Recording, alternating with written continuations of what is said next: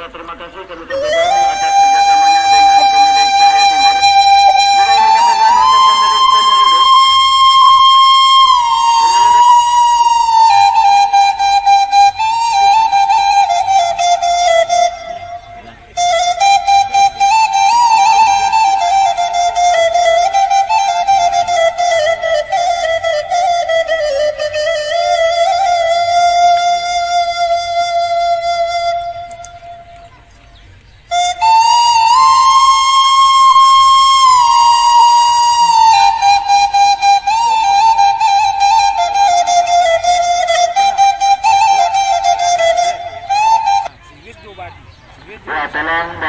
bukan jawara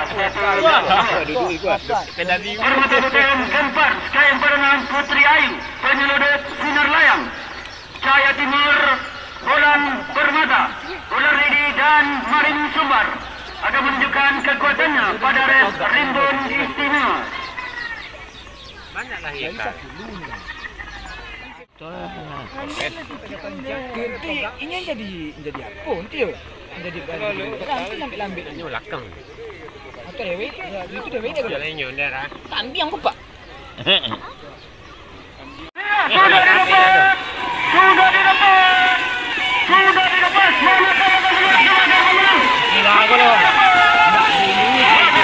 Nampaknya mana yang keluar sebagai pemenang.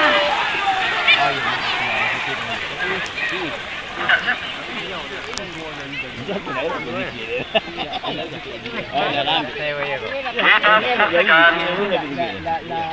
saksikan